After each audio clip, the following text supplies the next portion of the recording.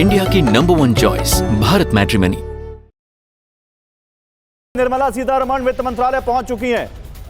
तो वित्त मंत्रालय पहुंच चुकी हैं निर्मला सीतारमण। तस्वीरें देखिए उनके पहुंचने की, ये उनकी तस्वीरें हैं। और आज नवे बजट में वो क्या लेकर आ रही हैं, सबकी निगाहें इस पर हैं। लेकिन निर्मला सीतारमण जी पहुंच चुकी हैं वित्त मंत्रालय। ये इस वक्त की बड़ी खबर है। अब थोड़ी देर बाद वो यहां से निकलेंगी राष्ट्रपति भवन के लिए। उससे पहले एक फोटो आप उनकी जो टीम है उसके साथ आप देखेंगे। और उसके बाद फिर राष्ट्रपति भवन के बाद वो संसद भवन जाएंगी और संसद भवन में कैबिनेट से मंजूरी मिलने के बाद फिर वो बजट को संसद में पेश करेंगी। तो वित्त मंत्रालय पहुंच चुकी हैं वो। लेकिन इस बीच जो हम बता रहे थे, ट्रंप के टैरिफ से लेदर सेक्टर को भी झटका लगा है। आज के बजट से लेदर सेक्टर को काफी उम्मीदें हैं कि उनको भी राहत देंगी वित्त मंत्री।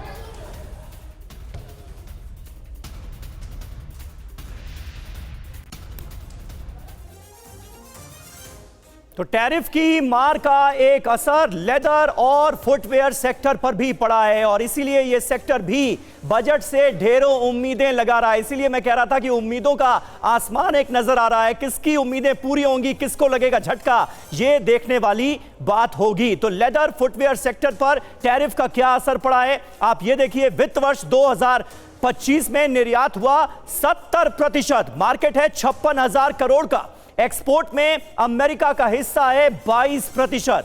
टैरिफ के बाद एक्सपोर्ट में गिरावट आई 13 से 14%। तो ट्रंप टैरिफ की मार, ट्रंप टैरिफ थ्रेट का असर कितना जबरदस्त नजर आ रहा है, ये आप देख सकते हैं। बजट से उम्मीदों की बात की जाए तो लेदर और जूते के कारोबार पर टैक्स का बोझ कम किया जाए, सरकार ऐसा करे, इस बजट में ये उम्मीदें की जा रही। निर्यात करने वालों को सस्ता कर्ज और मदद मिले, ये उम्मीद लगाकर बैठे हैं लोग। टैरिफ झटके से बचने के लिए खास पैकेज आए, लेदर फुटवेयर सेक्टर को राहत दी जाए, ये उम्मीद की जा रही। और टैरिफ के बाद एक्सपोर्ट में जो गिरावट दर्ज की गई है 13 से 14% की, उसको कैसे कम किया जाए, ऐसे में बजट से क्या उम्मीदें हैं, ये जानते हैं। उम्मीदें हैं कि लेदर या फिर जूते का कारोबार जो है उस पर टैक्स का बोझ कम हो, निर्यात करने वालों को सस्ता कर्ज और मदद मिले, टैरिफ झटके से बचाने के लिए खास पैकेज आए, छोटी यूनिट्स और कारीगरों को सीधे सपोर्ट मिले। मैं जल्दी से इसी पर सागर आपसे एक रिएक्शन लेना चाहता हूं। सागर, क्योंकि हम जो बात कर रहे हैं, हम टैरिफ की बात कर रहे हैं, हम युद्ध काल की बात कर रहे हैं, लेकिन हम घरेलू इंडस्ट्री को कैसे भूल सकते हैं जब एमएसएमई इंडस्ट्री का इतना बड़ा चंक आता हो और सबसे बड़ा प्रभाव उस पर पड़ा हो टैरिफ का। आपको लगता है कि यह एक बड़ा कंसर्न है आफ्टर टैरिफ वित्त मंत्री का और इस पर जरूर कुछ ना कुछ आएगा?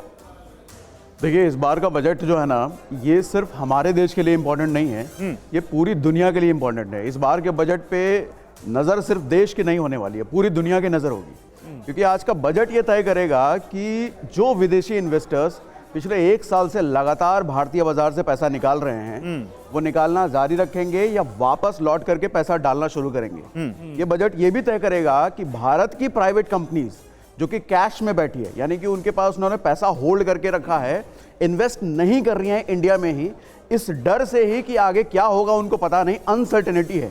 ये तय करेगा कि वो प्राइवेट कंपनीज मार्केट में वापस पैसा इन्वेस्ट करेंगी, वापस कैश में बैठी रहेंगी। ये बजट ये भी तय करेगा जो एक्सपोर्टर्स हमारे हैं, जो कि इंडियन जीडीपी का सबसे बड़ा कंट्रीब्यूशन करते हैं, लगभग भारतीय अगर जीडीपी आप कहा जाए उसका बड़ा हिस्सा कंट्रीब्यूट करते हैं, वो एक्सपोर्टर्स पर जो मार पड़ी है, उनका धंधा खराब हुआ है, जॉब्स गई हैं वहां पर, उस इंडस्ट्री पर क्या फर्क पड़ेगा, एक्सपोर्टर्स को राहत मिलेगी नहीं मिलेगी, ये बजट तय करेगा।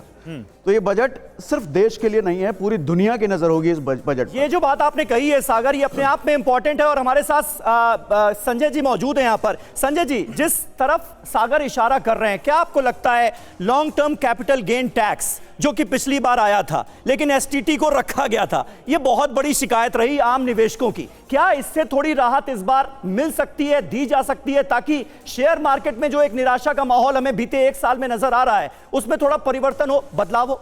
देखिए, long term capital gains tax अगर आप देखें तो इंडिया में इन्वेस्टमेंट पैटर्न ये है कि कोई भी निवेशक आता है वो 5 साल, अगर 100 निवेशक आते हैं तो 5 साल बाद सिर्फ 11 निवेशक रह जाते हैं। तो अगर सरकार को लगता है तो सरकार को एलटीसीजी को एज एन इंसेंटिव यूज करना चाहिए।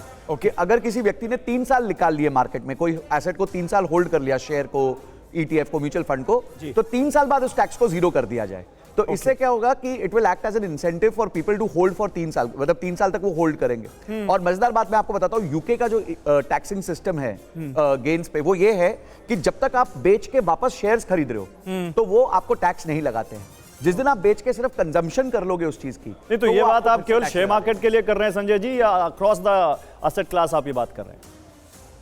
तो ये basically long term capital gains को हम एक इंसेंटिव की तरह यूज कर सकते हैं, सरकार एक इंसेंटिव की तरह यूज कर सकती है ताकि लोग लंबे समय तक मार्केट्स में रहें। इंडिया की नंबर 1 चॉइस भारत मैट्रिमनी।